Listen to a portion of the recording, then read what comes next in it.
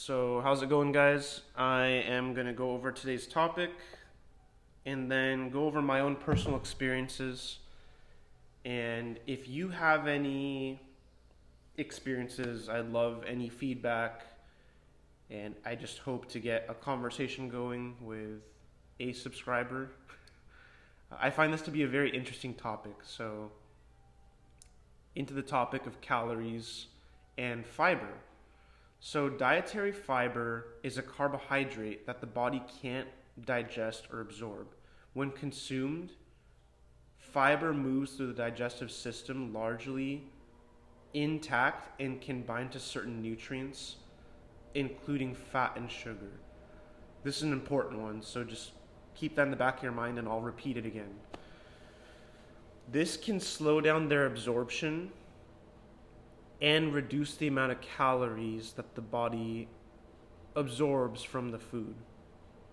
So in the back of your mind, think of foods like that are high in fat and sugar, but also high in fiber. So think of almonds, think of avocados, apples, oranges. I'm not sure if mangoes are, I know they're high in sugar. I don't know if they're high in fiber. Just think of all those things when you're listening. So, for example, when soluble fiber binds to fat, it can form a gel-like substance in the stomach that slows down the movement of food through the digestive system. This can reduce the amount of fat that is absorbed into the bloodstream and ultimately lower the number of calories that the body takes in.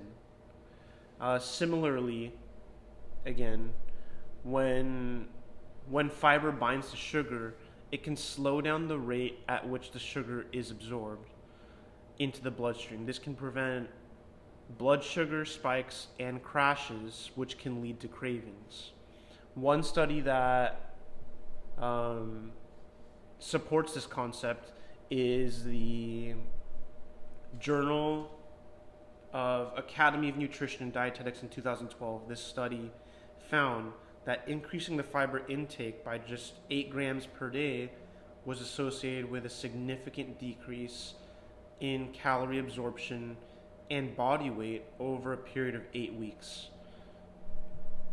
Another study found that this study is from the Journal of Obesity in 2015, found that consuming a high fiber diet was associated with lower levels of body fat and improved insulin sensitivity. So it's not just, these studies are claiming, it's not just lower calorie absorption, it's your body's response to this food also.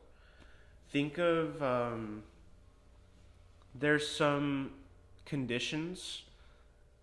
medical conditions that people go through that it's not so much,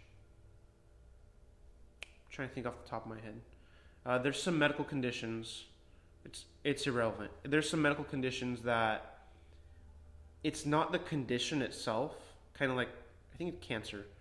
It's not the condition itself that's causing such a bad effect.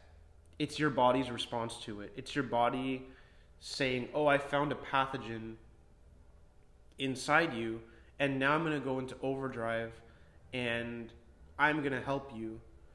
That's kind of, think of it like that. Like, it's not just the sugar, it's the way your body responds to the sugar that's just as important, that can really affect you.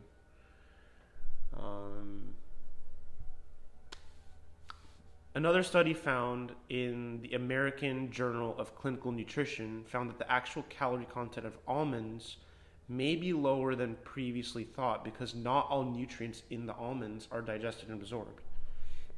The study found that when eating almonds, users excreted about 20 to 30% of their calories from the almonds in their feces, indicating that these calories were not absorbed by the body. The study also found that the amount of calories excreted varied depending on the type of almonds and how the almonds were prepared. This is important too, because there's a lot that happens when you take in almonds and you chew it. There's a lot going on there. And when you have bits and pieces of an almond go through your digestive system, you don't absorb all that. Whereas if you take almond butter and you put it into a smoothie, you're gonna absorb more of those calories, just because it's more processed. The more processed, the more you're gonna absorb everything.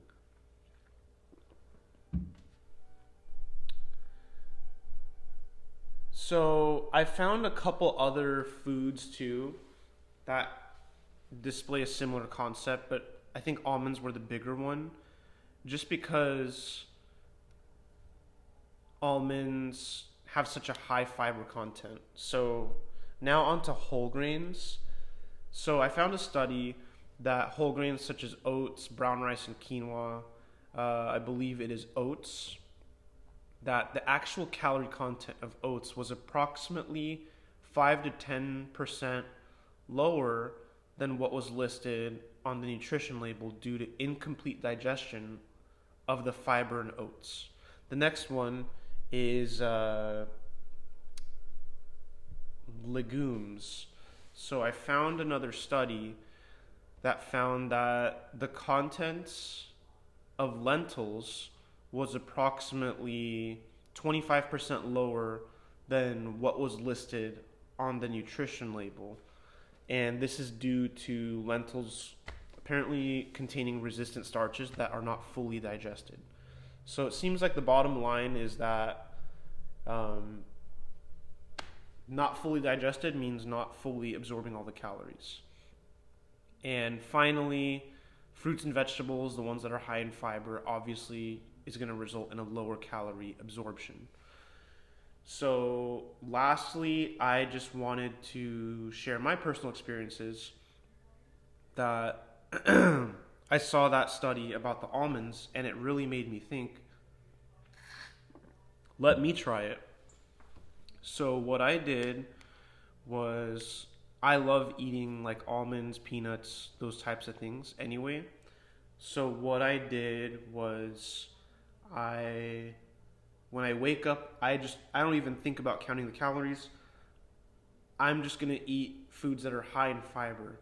So I'm gonna eat tons of almonds, tons of oranges. I got an orange tree, so eat a lot of that. That's a lot of fiber.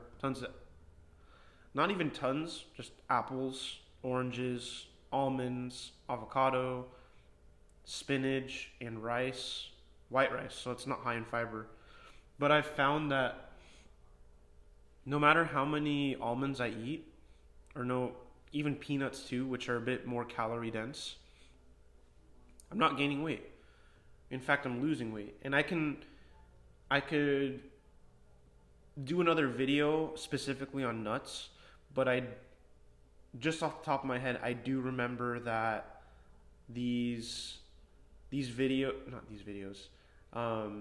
there are studies that found that like eating people that ate over 500 calories or over a good amount of calories where they should have gained like 10 pounds, they ended up losing a pound or only gaining a pound, something like that. So it's not cut and dry, the calories absorbed. And that's pretty much it. That might have been a longer video. I'm going to start with this video, you're going to see that I'm going to put like text so you can and I'll put in the description for those people that don't want to watch this and just want the information. I'm making this so that people can educate themselves, they have the resources, and they have the topic that I'm going to talk about. If I ever say something and you need a study to back it up, I can find it. So that's it. I hope you enjoy this content. To my few watchers, I appreciate you. And if you have any questions, just let me know. And I'll take a break today.